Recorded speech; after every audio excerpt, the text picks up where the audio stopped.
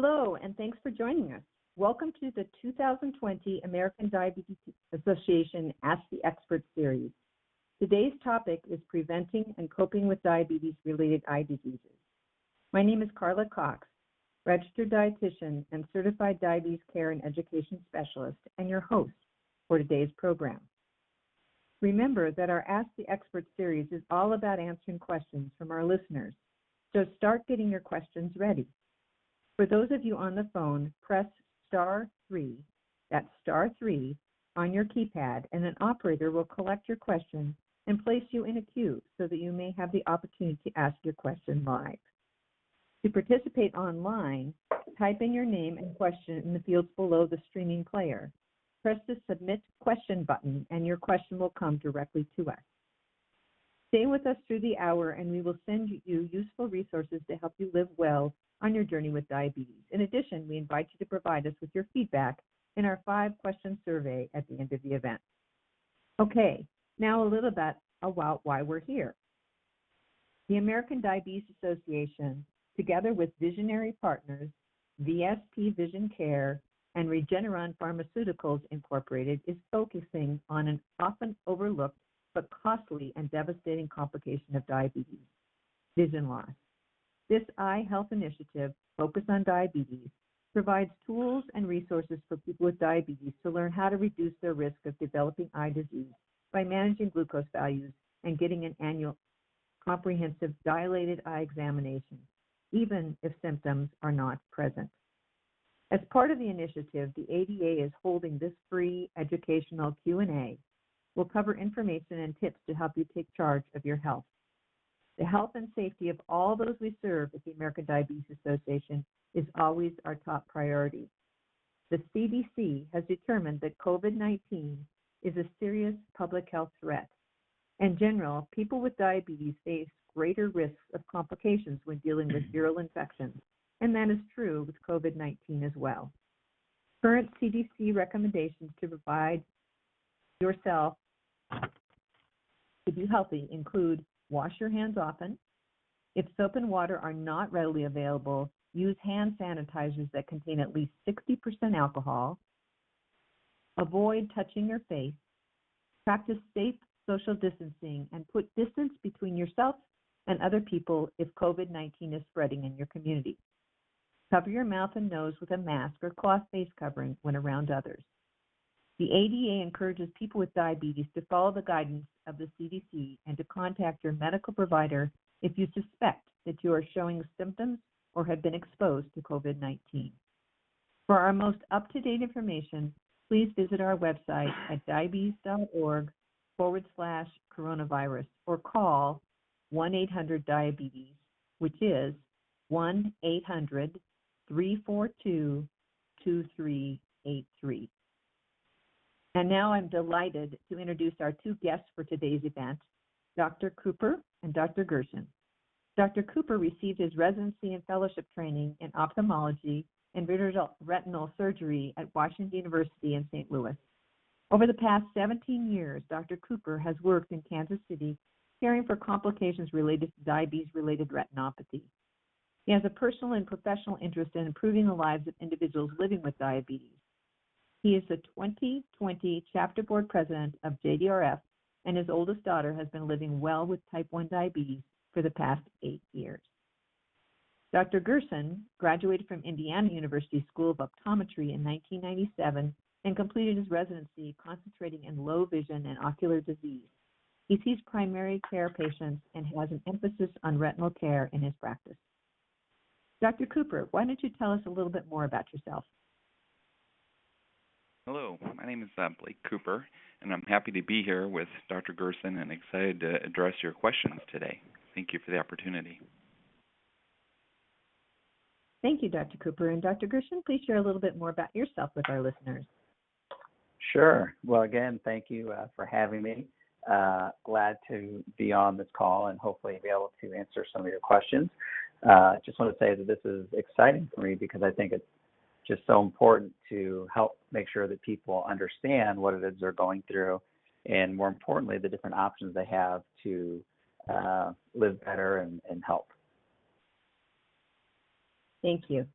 And Dr. Gershon, I understand you will be answering this question for me. As we're waiting for our callers and online listeners to chime in, I'm going to go ahead and kick this off with the first question. If someone has already lost some vision, are there resources available for them to both to see better and to cope with their vision loss? Yeah, absolutely. And you know, that's really a really critically important question, because as I'm sure we'll talk about, the treatments for vision-related complications for diabetic retinopathy are fantastic. But even with that said, sometimes people end up with vision not as good as what they ultimately would like, or to be able to do everything they ultimately want to be able to do. So there is something called low vision, and that's where you go see, generally it's someone that's a specialist in this area that does this, because most eye doctors don't do low vision, where they can help you with different devices to be able to use the vision that you still have. And so whether it be some sort of handheld magnifier for reading prescription bottles or labels or menus in the store, whether it's some sort of electronic device that you use where you put what you want to read underneath it and it magnifies it and makes it quite a bit easier to read, or things that use something called optical character recognition, where you just point a lens of some sort at reading material and then it reads it to you. So the important thing is there are lots and lots of different options that can really help people to remain independent in doing the different activities of daily living that they want to be able to do. Great, thank you very much. All right, we have questions coming in now. Philomena Zito from North Carolina, do you have your question? Yes, I have a degenerate disease. Is there anything available to remove the fluid that builds up over the iris to help? It endangers the fact that I can't see with the one existing eye that's operable. Thank you. So I can probably try to help answer this question. There are surgical procedures that can be done that can remove certain aspects of the fluid within the eye. In the posterior chamber, which is behind the iris, there can be done a vitrectomy, which takes out the vitreous gel. Typically, that surgery is done in conjunction with other procedures to either remove scar tissue or to remove hemorrhage that can occur from blood vessels that can grow. Fluid that builds up in the anterior chamber in front of the iris typically will drain out through an area that we call the trabecular meshwork. And so that fluid, as it builds up, if it doesn't drain properly, can raise the pressure inside the eye. So there are surgical procedures that can be done to help control the pressure within the anterior chamber to help remove that fluid. Oftentimes that's either through a valve that's placed in the anterior chamber or stents that can be done to help. As far as the degenerative condition that we're talking about, it's hard to know what that disease process is and how it might relate to diabetes. I don't know if you can expand on that a little bit for us. Unfortunately, she's now off the line. Okay, all right. But typically, that process that we were talking about with the pressure building up in the anterior chambers can cause a condition that we call glaucoma. Thank you. So let's go to Geneva Jackson from Riverside, Georgia. Are you on the line? Yes, I am. Okay, and what is your question? How often do you supposed to have your eyes checked with diabetes? And if you have glaucoma also with diabetes, how often do you have them checked? Thank you. So I think what the question is, if you have diabetes and glaucoma as well, how often should you have it checked? And, so there's some general guidelines, but I think that you bring up an important point, and that is that people with diabetes oftentimes have other conditions along with it as well, which makes it so it's not quite as easy just to say everyone should have their eyes checked this often or that often. In general, if somebody has glaucoma, we generally see that person in the office at least twice a year. Now, if it's more advanced glaucoma or if there's diabetic retinopathy along with it, It may be more often than that. But I would say that in general, if someone has glaucoma, whether you have diabetes or not, that you'll probably be seen at least twice a year.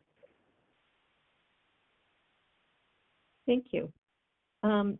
This question kind of follows that, and this is coming from Becky Lamont from Puyallup, Washington. Becky, are you on the line? Yes, I am. Can you hear me? What is your question? Yes, we can. Oh, I'm sorry. My question is, I've been a type 1 diabetic for 54 years, and I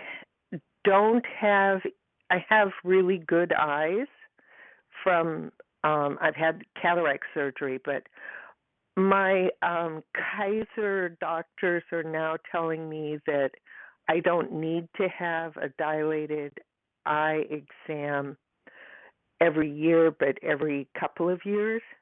Is that appropriate?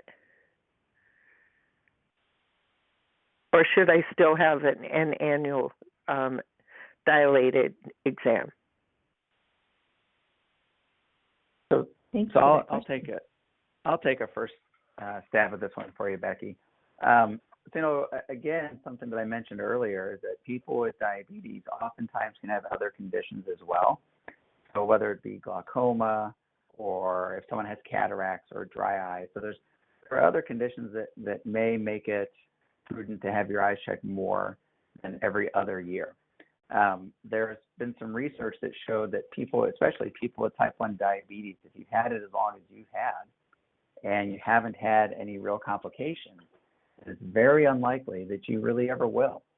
And so this was something called the gold medalist study. And so for someone that's done as well as you have for as long as you have, from a diabetes perspective, very likely will continue to do fantastic. So, should you still continue to get your eyes checked on a routine basis? I think the answer is definitely yes. Whether it be every 1 or 2 years, from a diabetes only perspective, I can understand why they're saying every 2 years is fine.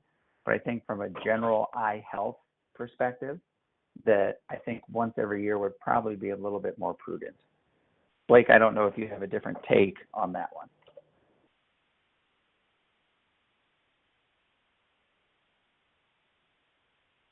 Blake, would you give a different recommendation, or do you agree with that? So I was cut off for a minute, but I would definitely agree with that. Okay, thank you. So if you're just joining us, welcome to today's Ask the Experts Q&A, Preventing and Coping with Diabetes-Related Eye Disease. As a reminder, for those of you on the call, press number 3, star 3, on your keypad, and an operator will collect your questions and place you in a queue so that you can have the opportunity to ask your question live. To participate online, type in your name and question in the fields below the streaming player, press the Submit Question button, and your question will come directly to us. Okay, now back for another question. I have a question for you, and that is, what kind of interaction is there between the primary care physician and the eye specialist? How do you see that? Yeah, that's a great question, and I think it's an extremely important one because there has to be good communication between all your care providers. And so whenever you go in to see your primary care physician, it's important for you to communicate that you've had a recent eye exam and who that eye care professional is, so that there can be clinical records shared among all providers. It helps with you also to sort of have an understanding of a list of current medications that you're taking, as well as any guidance from your primary care physician as to where your target hemoglobin A1C or the target time and range that you are hoping to achieve, so that can be communicated to whoever your eye care professional is that you're seeing. It'll be important for them to make sure that whatever findings they also find at the time of the eye exam gets communicated back to your primary care physician. So without that sort of two-way street of communication, it makes it difficult for recommendations to be made to best sort of improve eye health. Thank you. Let's go to Elizabeth in Cleveland. Are you on? Elizabeth, yes, I am. Great. Could you ask your question, please? Yes, my question was, every year I get a glaucoma check, and I just wondered, during that examination, would the doctor know if I'm having some diabetic related eye complications, or is there a special test I should be asking for? Great. Thank you for your questions. That's a really good question. So, when someone comes in for a comprehensive eye exam, when you come in on an annual basis, then part of every comprehensive eye exam should be checking your vision and whether you need glasses or not. It should be checking your eye pressure and checking for glaucoma. And it should be checking your eye health in both the front part and inside or back part of your eye. So part of any comprehensive eye exam should be doing a dilated retina exam. So looking for any signs of whether it be diabetic retinopathy or just any other general retinal conditions. So that should be part of what you're doing. What I will tell you, though, is that when someone comes in, especially when someone tells us and we know that you have diabetes, then we may even look a little bit differently or use other methods to look. So I would assume that, especially if your doctor knows that you have diabetes, that is something that they're checking for. And to kind of go along with the answer to the question that Dr. Cooper just gave, if you have diabetes, every time you have an eye exam, your eye doctor should be sending a letter to your primary care physician and or your endocrinologist to let them know, so that they know that you had your eyes checked and what your condition was. So that should really further cement the fact that that part of the exam should be being done every single time. Okay, thank you. So we're going to go to Agnes, are you with us? Agnes? Yes. Are you on the line? Yes, I am. Are you ready? What is your question? Okay. Yes. I'm Agnes Jacob. I'm 87 years old. I have type 2 diabetes. I occasionally have floaters or black spots, just so before in my eyes, and I wonder if that is age related or diabetes related, or is it something I have to live with? Agnes, that's a really good question, and typically it can sometimes be hard to tell. The middle part of the eye, the vitreous cavity, tends to change as we age, and so the gel tends to liquefy and break down. So we'll have condensed collagen, which creates a shadow in the back of the eye that we'll see as floaters move inside our eyes throughout the course of our lifetime. And what we get concerned with, it would be a big change or abrupt difference in that pattern of floaters, because typically we can also have bleeding into the vitreous cavity that can create similar effects. When we have hemorrhage from diabetes, that typically tends to be fairly abrupt, and it typically tends to be fairly significant, where we'll have reduced vision associated with those floaters. Now, that might eventually start to clear and settle, but it can take several months for the blood to oftentimes dissipate and clear. And so if you have a big change in your floaters, that's something that you would want to make sure that you have an eye care professional evaluate. Now, typically, as we do get older, floaters become less prominent and significant. So I would hope that that at 87, your floaters will eventually liquefy further, so they won't be as bothered by them. But it can be related to both diabetes and age at times, and hard to tell. Thank you. All right, let's go to Rosina. Rosina, are you on? Yes. Great. What is your question? I want to know, why does when you have an increase in blood sugar, why does that cause vision loss? And what should you tell the eye doctor when you're getting your eye exam? Do you need to tell them you've got diabetes? Is there something else they can test for when they're giving you your eye exam? So, Rosina, that's a good question, very perceptive. Sometimes notice that you could have changes or fluctuations in vision, and that's something that's not uncommon to see if somebody has especially large fluctuations in their blood sugar. And so, yes, it is definitely important for the eye doctor to know that you have diabetes, and also to know that you're having these fluctuations. And part of the problem with the fluctuations is that if you're sitting in an office today, and we figure out what glasses you need today, they may not be correct when you pick up those glasses if your blood sugar is fluctuating and your vision is fluctuating accordingly.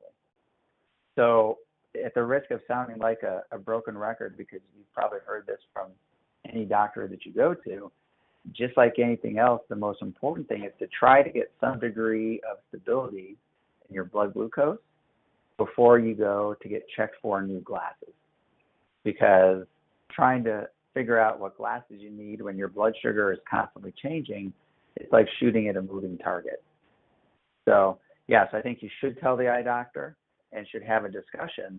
And oftentimes what happens is we'll do the testing for someone's glasses, but then have them come back in a few weeks or in a month or two and recheck it and try to make sure that we can get the same reading multiple times, so that when you pick up your new glasses, you'll be happy with them. Thank you. So we have an online question that. Yeah, go ahead. If I can just follow up just a little bit further on that, because that's such a great question, and Dr. Gerson did a really good job of talking about acute changes that concur with elevation in blood sugars. But I think the important point, too, is that chronically elevation in glucose levels can cause microvascular small vessel disease to the vessels within the retina itself.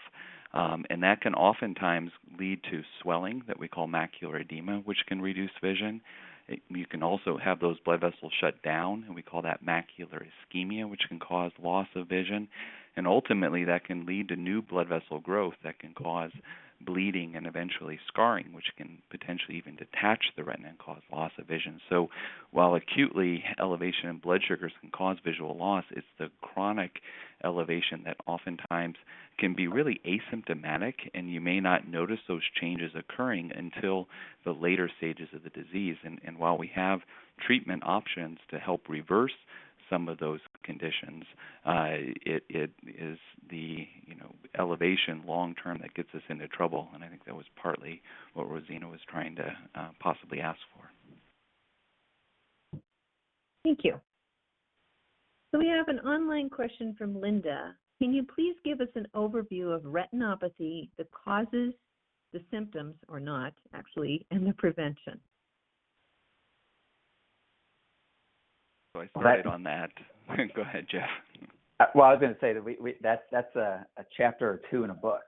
So, but yeah, so so let me address the prevention part, and then we'll have Dr. Cooper, I think, then take the next step.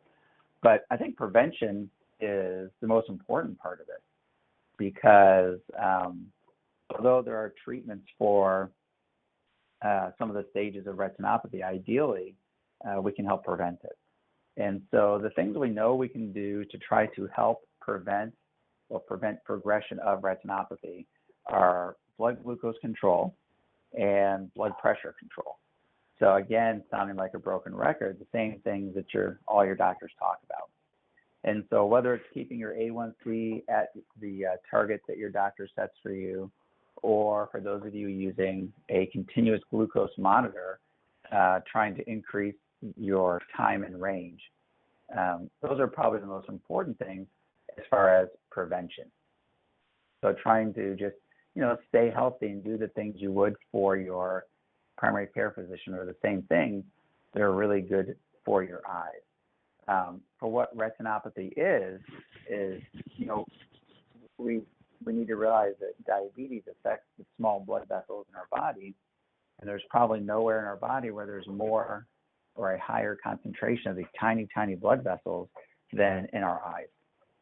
And what can happen is these blood vessels can become weak and leaky or break and cause, as Dr. Cooper mentioned earlier, those microvascular, the changes to the very small vasculature in our eyes. So I'll take up to that point and then see if Dr. Cooper wants to take it from there. Yeah, so I think that was a great job explaining some of the things we can try to modify, in addition to, again, having a good, well-balanced diet, exercise, avoid the use of tobacco, and also controlling lipid levels. Those are very important at trying to sort of mitigate our risk for developing retinopathy. As far as the treatment and how retinopathy progresses, it goes through stages. And so we have had large clinical trials over the previous decades to sort of specify stages of retinopathy. So it doesn't sort of happen all at once. It happens very, very slowly. And you can think of it simply as just going from a mild to a moderate to a severe stage. And those stages oftentimes can be associated with different events. Oftentimes you'll have edema or swelling, which can blur the vision. You may or may not at a mild stage, but possibly more prevalent at a later stage or more severe stage of retinopathy. And so those changes your eye care professional can be able to see, even if you have relatively good vision. We can see those changes happening. And what will occur if untreated, those vessels can continue to lead to what we call the proliferative stage, where new blood vessels start to grow and cause severe visual loss. And fortunately, over the last decade, we've had medications we can use to help reverse those stages of retinopathy, as well as help treat the edema or new blood vessel growth that occurs. And so, as Dr. Gerson said, we can spend a whole couple chapters in a book trying to outline why that process happens. But again, by controlling glucose levels primarily, hopefully we prevent those small vessel diseases that can impact the vision. I just want to add one more thing that Dr. Cooper mentioned. And I think what's really, really important to recognize about diabetic retinopathy is that in its earliest stages, it's generally completely asymptomatic, meaning you have no idea. You don't know that it's there. It does not affect your vision. It may not affect you in any way. So what's vitally important is not to wait until you think you're having problems to then go and see, oh, do I have an issue? But instead, through routine care, find it at its earliest stage when interventions can likely be more beneficial for you.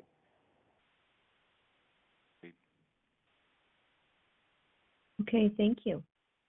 Okay, we're going to go to Chris in Maryland.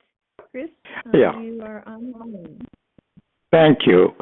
Doctor, is there any difference between diabetes-related macular degeneration and age-related macular degeneration? And if so, how do they treat it, and how do the doctor, first of all, diagnose it, the eye doctor? Yes, so that's a really, really good question, and there is a difference.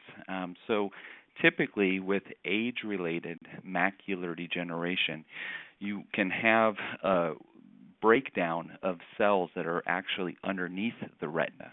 Those cells we call the retinal pigment epithelium. And what will happen with those cells is that they can start to die off, and they happen to weaken as we age. And so I tell people that's very similar to, let's say, developing a crack in a sidewalk. As we start to lose those cells, there's a rich set of blood vessels underneath them called the choroid and choriocapillaris. And those blood vessels can migrate sometimes through those little weak spots, almost like cracks in a sidewalk developing crabgrass that comes up through them. And so the atrophy or loss of those cells or the new blood vessels growing up through those weak areas would be how somebody distinguishes what we would say between the dry form of macular degeneration or the wet form of macular degeneration. And when we develop those blood vessels, we can oftentimes regress them with medication that we would put inside the eye. So there's some medicines I mentioned earlier that inhibit a molecule called vascular endothelial growth factor, or VEGF. And by regressing, let's say, the building blocks that allow those blood vessels to grow, we're able to halt and stop or hopefully prevent further damage from the wet form of macular degeneration. So that process that I just described occurs actually underneath the retina for the most part. Whereas retinopathy from diabetes actually affects the blood vessels within the layers of the retina. And so as those blood vessels start to weaken within the layers of the retina, they can shut down, and just like closing out blood flow to the heart and having a heart attack, or the brain and having a stroke, if you shut down some of the blood flow to the macula, or the central portion of the retina, we can lose vision. More commonly, however, the blood vessels actually will leak fluid and cause the retina to become swollen, much like a sponge would become swollen. And so we can use very similar medications to help with the leakage or the permeability of those blood vessels. And by regressing that edema, we can oftentimes help with improving or at least stabilizing vision. So usually the diagnosis is made based on risk factors, right? Time or age. It's made by a clinical examination, so we can see that at a microscope. There's also a very specialized test, actually a couple tests. One is called a fluorescein angiogram, where they'll inject almost like a vegetable-based dye through the veins and watch it circulate through to see the circulation patterns and see what's happening to those capillaries and blood vessels within the layers of the retina or underneath the retina. And then also what we call an OCT, an ocular coherence tomography exam. It's basically a cross-sectional image through the retina and the cells, and we're able to distinguish between the two diseases. Thank you. So we have a question coming in from Scott from Jacksonville, Florida. Scotty on the line? Yes, I am. Hello, doctors. I appreciate you taking our calls, and I'm learning a lot from this. Good. All right. I'm a type 2 diabetic, and I have been going to get my dilated retina exam from an optometrist. And I'm wondering, and again, so far he's been saying that I have no problem. And I'm just wondering, should I be going to an ophthalmologist instead because I am a type 2 diabetic? What do you think? So, Scott, I'll take that one. And so I'll preface this by saying that my answer is a little bit biased because I'm also an optometrist. So we can also see what Dr. Cooper has to say on this. I think the first thing I would tell you is, regardless of whether your doctor is an optometrist or ophthalmologist, what's most important is that you are comfortable. And if at any point, and I tell my patients this, if at any point you're uncomfortable or want more information or a second opinion, then I'm happy to help facilitate that. With that being said, an optometrist that's doing a dilated fundus exam or dilated retina exam is absolutely capable of checking for what you need to have checked regarding diabetic retinopathy. And so, again, go back to, as long as you're having the appropriate examination done and you feel comfortable with your doctor, I don't think there's a need to go to see an ophthalmologist or a retina specialist in particular. And, what I would tell you about someone like Dr. Cooper, who's a retina specialist, is that, he's a very highly trained and highly skilled surgeon and diagnostician for seeing things, that there are absolutely times in patients where I see and say, well, I need you to go see a retina specialist. I think somebody that has diabetes without any retinopathy or even mild retinopathy does not necessitate a referral at that point. I would echo that, and I actually would hope that Dr. Gerson might follow up with a question of mine.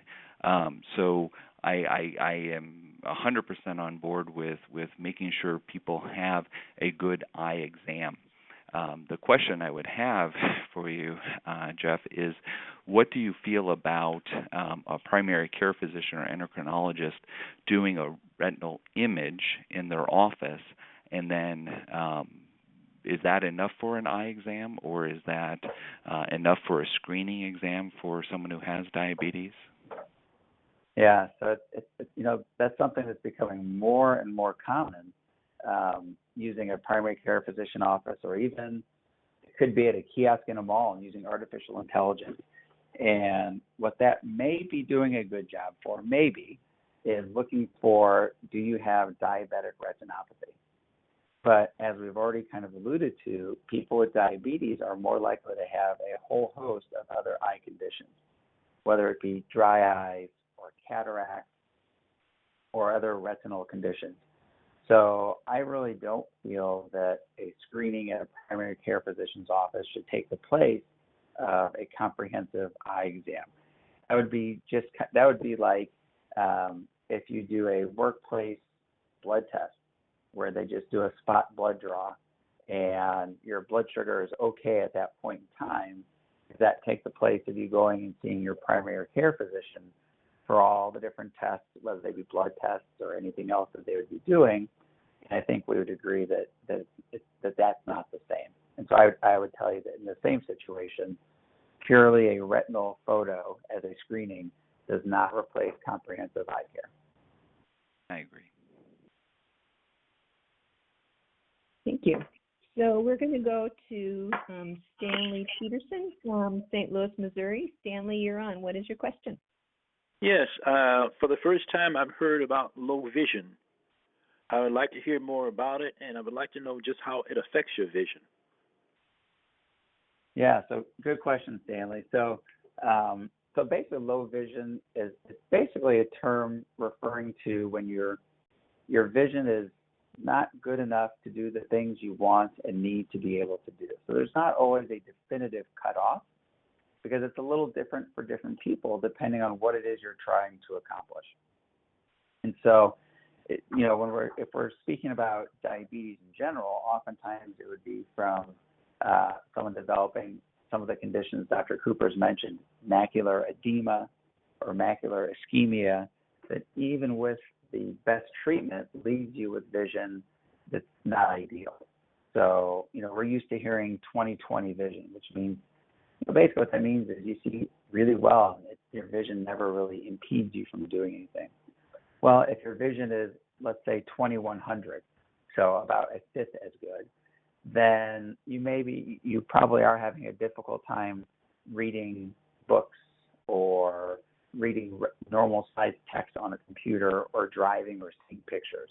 And that's when someone that's a low vision specialist could start to help you, and to help you to find different devices and methods for using the vision that you have to function in a way that more suits you. Most major metropolitan areas will have at least one or two different providers that do it. Stan, I can tell you in your particular case in St. Louis, there's a number of really, really good options as far as places to be able to go. Thank you. So we have another online question. At what age should children with diabetes begin to get an eye exam, and how often should they get one? So the timing of an eye exam in relationship to diabetes oftentimes depends on the type. And so typically someone who's recently diagnosed with type 1 diabetes, we recommend an eye exam after about the first 5 years. And the reason for that is it can take a while for diabetic retinopathy to develop. And oftentimes the changes that we've been talking about, they don't occur overnight. They oftentimes take years or even sometimes decades to start to show up. And so within the first 5 years of a newly onset diagnosis of type 1 diabetes, 5 years typically tends to be sufficient. Now, the reality is that oftentimes our eyes can change, and they can change around the time of puberty. And we can undergo certain changes that can affect the blood vessels and affect, obviously, our glycemic control. And so usually if there's visual changes associated with those fluctuation in blood sugars and someone's having trouble in school, it's important to have the eyes evaluated for a refractive issue as well as an evaluation for retinopathy. Now, if we have type 2 diabetes, and unfortunately, as we might be aware of, type 2 diabetes is becoming a more common diagnosis in children and adolescents, unfortunately. And so with type 2 diabetes, we can usually make the diagnosis sometimes a little bit later in an adult and a child. We might be making that diagnosis a little bit earlier, but the recommendation for now for type 2 diabetes is at the time of diagnosis, you need to have your eyes evaluated. And so usually a simple screening exam in school probably is not going to be sufficient for a child with diabetes. Now, if it's type 1 diabetes, I would say you probably have 5 years before you need your eyes evaluated. Type 2 diabetes, it could be debated, but probably earlier than that. Thank you. So we have a question coming in from Jenny. Jenny from New York, you're on the line. Yes, hi. My question is actually in reference to my father who has type 2 diabetes. He has advanced retinopathy in both eyes, and I wanted to see what the success rate is for the eye injections and if the retinopathy can be reversed on its own.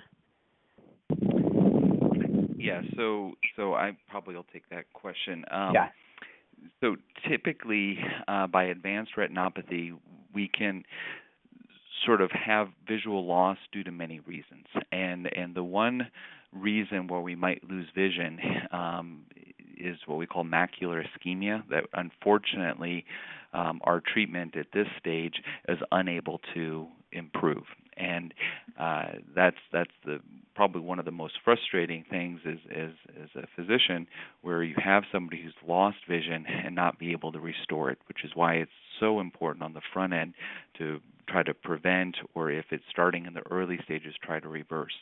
But as far as the eye injections are concerned, we've done a really, really good job with many different conditions: macular degeneration, vein occlusions, and diabetic retinopathy, and actually improving vision. So if we go back over the years, there was major clinical trials done looking at the use of laser treatment to essentially keep visual loss from occurring, and that was successful in about 50% of patients. Within the last decade, we've had intravitreal or injections into the middle part of the eye that's actually able to sort of halt and regress and improve visual function. And so depending on the reason for your father's visual loss, if it's from macular edema or if it's from macular ischemia, he may or may not benefit from those injections. And again, there are clinical tests that can be done to sort of distinguish between the two. Other reasons why oftentimes with advanced retinopathy we might lose vision could be from a secondary form of glaucoma, which oftentimes can be helped with injections, but not oftentimes reverse the damage to the optic nerve. And then also cataracts can oftentimes form sooner in life with someone who has advanced diabetes, and so those can oftentimes be treated as well. So as far as your father, it's hard to specifically say, but the injections have been very, very beneficial over the last decade at helping restore or prevent continued visual loss. Thank you. Here is a very timely question from online individual, Joe. Due to the current pandemic, I am working remotely indefinitely. I am experiencing eye strain because I am on the computer screen significantly longer. What can I do to protect my eyes as someone who has diabetes? Yeah, that is a very timely, pertinent because of the timeliness of the question. And the answer this is something that I hear from patients every single day right now.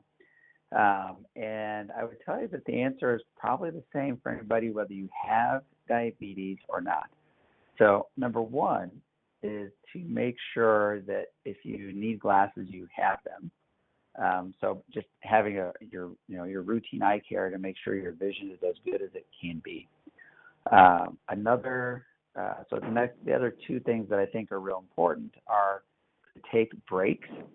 So a kind of generally accepted rule or thing that most eye doctors will recite is the 20-20-20 rule.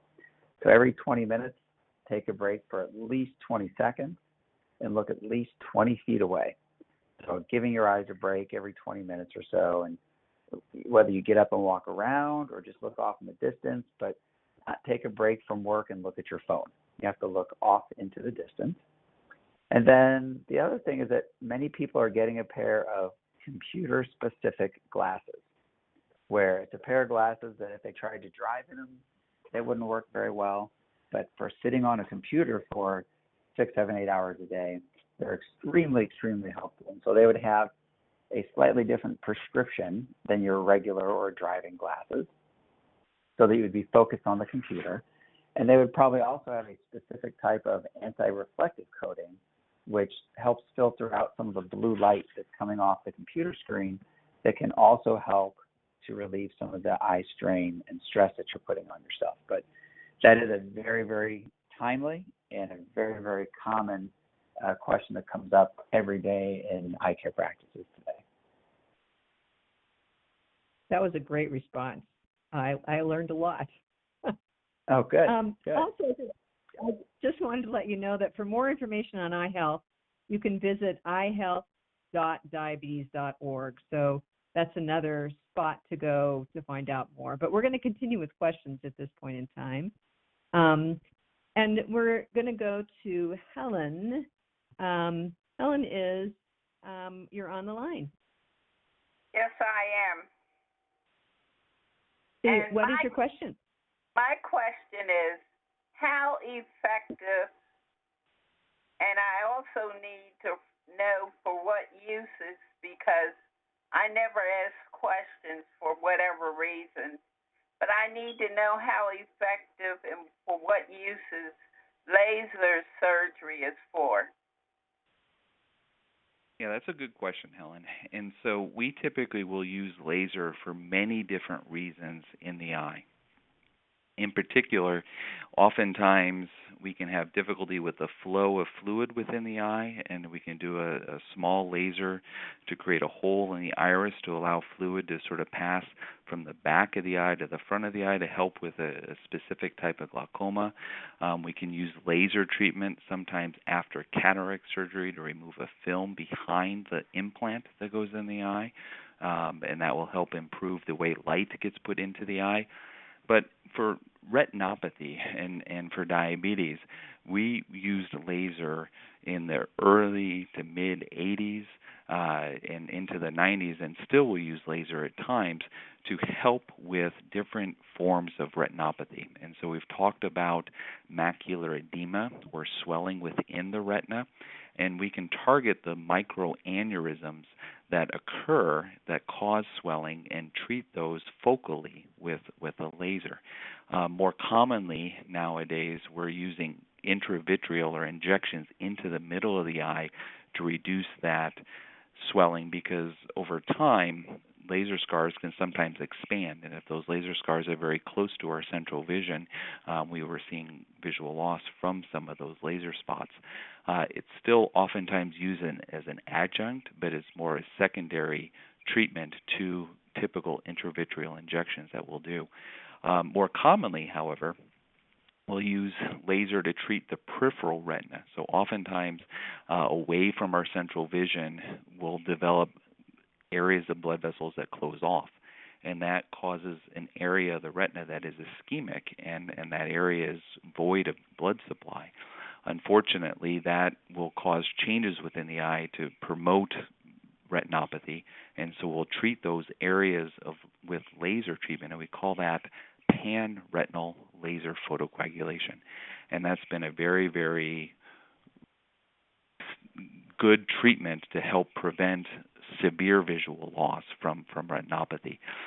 There's some debate nowadays whether or not pan-retinal photocoagulation should be replaced with intravitreal injections because that will as well treat the proliferative form of retinopathy. But it's very, very effective if used early, and so that gets back to the point of it's important to make sure that you're having your eyes evaluated and we're identifying those changes early on. And getting back to the previous question that Joe had about the pandemic, we've seen people delay care because of obviously restrictions and being unable to get in to see their either primary care physician or even their eye care professional. And so people that have been going on a treatment course of intravitreal injections every month or 2 months that have skipped those injections, oftentimes the retinopathy can worsen acutely. And so it's important, if you do start on a treatment, to ask your questions and make sure you write them down, Helen, and make sure that you ask why something's being done. That will help you in the future with also understanding why treatment oftentimes needs to be continued, and without it can unfortunately lead to visual loss. Thank you. We have a question coming in from Kelvin from North Carolina. Kelvin, you're on. Yes. Earlier, doctors talked about the blood glucose levels having an effect on the certain eye diseases or certain eye situations. And I just want to know, what are those ranges, and over what significant period of time do you look for those changes to affect those changes within the eye? So, Kelvin, are you referring to the changes in regards to vision and glasses, or how blood sugar being elevated leads to some of the diabetic retinopathy and the other things that we were discussing? Yeah, the elevation affecting the retinopathy. And what were those ranges that you would be looking at? And like I said, well, what period of time would those changes have to occur to be significant? Gotcha. So maybe looking at take time and range. Yeah, looking at time and range. Right. So I'll take the first stab at this. And so, whether it's setting what's called time and range, which is you and your doctor choosing a range, if you have a continuous glucose monitor, choosing a range to try to keep your blood sugar in, whether it's 70 to 170 or somewhere in that area, or whether it's through judging it with A1C. I think the first step is setting targets and goals with your personal physician, because sometimes those goals are different for different people. Not everybody needs to have blood sugar quite as low. There are some circumstances where allowing it to be slightly elevated may be okay. And so I think the first step is to discuss with your own personal physician what your goals are. And so that's step one, setting the goals. And then to your question regarding timing, the longer somebody has blood glucose that's not ideally controlled, the greater the risk is for complications, whether it be related to your eyes or anything else. And so I think kind of the standard messaging that we would tell somebody is the sooner you can reach your target goal for either A1C or time and range, the better off you are. And we know that the higher your A1C or the less time you have in range, we know that risk goes up over time. So, I think that one of the important things is oftentimes as soon as someone is diagnosed with diabetes, they're told that they should now that you have diabetes, you should go get your eyes checked and make sure there's no effect. And from day one, I think that's an important message that your eye doctor can and really should be giving you, is that the better control you can start having today, the better off you will most likely be long term in regards to virtually any complication. Thank you. And we have time probably for one or two more questions. I'm going to Gail. You're on. Hi, thank you for taking my question. I have a question regarding, are there any vitamins or mineral supplements that could be taken that would be beneficial for your eyes? I hear things like with lutein, and I know there's specialized ones they sell over the counter. Yeah, so typically you're correct that there are eye vitamins that are beneficial for age-related macular degeneration. For diabetic retinopathy, however, we tend not to recommend vitamins. And as sort of Dr. Gerson mentioned, prevention is due to trying to maintain good glycemic control of blood pressure, lipid levels, not smoking. But as far as vitamin supplements, typically that's more for a condition we call age-related macular degeneration in the more advanced stages. The one thing that I would add to that is that I think that in general, if someone's going to take a multivitamin or something like that, it certainly doesn't hurt. And the one other comment I'll make, I think you specifically mentioned lutein. Things like lutein and something called zeaxanthin, even if it's not necessarily preventing or improving diabetic retinopathy, could potentially be good for your eyes and sometimes help improve vision a little bit. Not necessarily to help you to see things that are smaller, but to help things maybe appear a little brighter or a little bit easier to see. But, vitamins, I would agree with Dr. Cooper, are certainly not a replacement for good glycemic control and overall good health. Thank you. So for our last question, I want to reiterate why it's so important to have an annual eye exam. Can you have retinopathy or other problems without really having any signs or symptoms? Yeah, I think we've sort of hopefully touched on that point several times in the last hour, that retinopathy as well as other conditions, glaucoma, cataracts, astigmatism or refractive error, can all be something that people can have with good vision, or at least what they presume to be good vision. And typically, in order to sort of really diagnose diabetes-related retinopathy, you're going to need to have an eye care professional do a comprehensive eye exam, including a dilated exam looking at the retinal vasculature, because it's those small little blood vessels that can change over time that we're able to sort of evaluate and see, and catching those prior to them turning into visual loss is so critically important to preserving eye health. Yeah, the only thing that I would add to that is I think you may have saved the best and most important question for last, because, again, it's been said a few times, but I think it bears repeating that, one way to think of it is diabetic retinopathy is asymptomatic until it's not. And sometimes when it becomes symptomatic, it may be too late. And that catching it at its earliest point, oftentimes when there are no symptoms, is so important in maintaining really great vision. Thank you. So this wraps up our last question for the session. A few items before we close for today.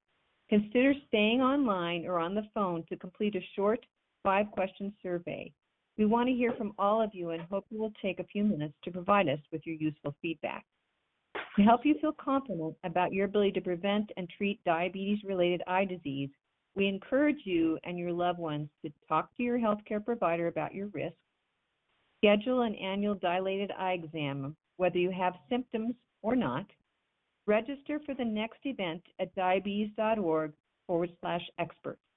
All of these links are on the Ask the Expert registration webpage. diabetes.org/experts. We are sorry we were unable to get to all of your questions during the Q&A event. The top 10 answered questions with responses from experts will be posted on the website www.diabetes.org/ask-the-experts under this event. If you have questions about this event, you are welcome to contact us at askada@diabetes.org or by calling 1-800-DIABETES, which is 1-800-342-2383. Thriving with diabetes takes a village, and we're here to support you. Special thanks to our experts, Dr. Cooper and Dr. Gershon. I am Carla Cox, and on behalf of the ADA team, we want to thank you very much for joining us today, and we look forward to connecting with you at our next Ask the Experts events. Navigating Insurance to get the diabetes care you need will be on October 13 at 2 p.m. Eastern Time. Remember to register for our next event, along with our November 10 event, Healthy Food Swaps for the Holiday Season, and December 8, the Gift of Group Support. And one last message. For more information about eye health and diabetes, we invite you to join Taking Control of Your Diabetes for their presentation and live Q&A on September 24 at 7 p.m. Eastern Time. Please visit tcoyd.org to register. I'll turn it over to the survey portion to close out our program. Best wishes for good health. All right. Thank you again for joining us today. We appreciate you taking the time to provide us a little feedback on today's event. To provide your responses to the poll questions, press the corresponding number on the keypad of your phone. And for participants online, please click on the poll section below the Ask a Question form and click to submit your responses. Okay, here's our first question. Overall, how satisfied were you with today's event, preventing and coping with diabetes-related eye diseases? Use a scale from 1 to 5, with 1 being not at all satisfied and 5 being very satisfied. And I'll repeat that one more time for you. Overall, how satisfied were you with today's event, preventing and coping with diabetes-related eye diseases? Use a scale from 1 to 5, with 1 being not at all satisfied and 5 being very satisfied. And while we take a moment for our next poll question to come up, I'd like to let you know that if you missed a part of today's event, or you would like to just listen again, we have full recordings available by phone. You can call our toll-free number, 866-686-8240, to hear the latest recording. Again, that phone number is 866-686-8240. Okay, here's our next question. How frequently should a person with diabetes get a dilated eye exam? Press 1 for every 6 months. Press 2 for every 1 to 2 years. Press 3 for every 5 years. Press 4 for only when vision is affected. Or press 5 for don't know. I'll repeat that again. How frequently should a person with diabetes get a dilated eye exam? Press 1 for every 6 months. Press 2 for every 1 to 2 years. Press 3 for every 5 years. Press 4 for only when vision is affected. Or press 5 for don't know. Okay, and before we go on to question number 3, I'm going to remind you again about our next Ask the Expert Q&A event. This event will be on October 13th at 2 p.m. Eastern Time. Our guest expert will give you tips for navigating health insurance to help you get the diabetes care that you need. To register, go to diabetes.org/expert or contact our call center at 1-800-DIABETES. That's 1-800-342-2383. Here's question number 3. True or false? Diabetes-related eye diseases can have no visual signs or symptoms. Press 1 for true, press 2 for false, or press 3 for don't know. And I'll repeat that again. True or false? Diabetes-related eye diseases can have no visual signs or symptoms. Press 1 for true, press 2 for false, or press 3 for don't know. And while we wait for question number 4 to load, I'd like to let you know that you can find resources related to this event on our website, diabetes.org/expert. Click on the September 22nd, 2020 event page under past recordings to find links to our resources as well as the full recording of this event. All right, moving on to question number 4. As a result of the event, to what extent do you feel confident that you can reduce the risk for diabetes-related eye disease? Press 1 for not confident, press 2 for somewhat confident, or press 3 for very confident. And I'll repeat that again. As a result of the event, to what extent do you feel confident that you can reduce your risk for diabetes-related eye disease? Press 1 for not confident, press 2 for somewhat confident, or press 3 for very confident. And while we wait for the last question, I'd like to mention that for additional information on managing your diabetes, you can enroll in an ABA-recognized diabetes self-management education program. This program can help you gain the knowledge, skills, and confidence to thrive with diabetes. You can find a link to a program near you on our website, which again is diabetes.org/expert, or you can call and ask a member of our call center at 1-800-DIABETES to find a program near you. Okay, here's our final question. As a result of this event, how likely are you to have a regularly scheduled eye exam in which your pupils are dilated? Press 1 for not likely, press 2 for somewhat likely, or press 3 for very likely. And I'll say that again. As a result of this event, how likely are you to have a regularly scheduled eye exam in which your pupils are dilated? Press 1 for not likely, press 2 for somewhat likely, or press 3 for very likely. All right, thank you for staying with us and providing your feedback on today's event. We offer many thanks to today's experts, Dr. Cooper and Dr. Gerson, as well as our support vendors and visionary partners and the Focus on Diabetes initiative. This concludes today's program in the Ask the Experts Q&A series. If you have an email address on file, you can expect to receive an email with resources from today's event, or you can find them on our website, diabetes.org/expert. Thank you again, and stay well.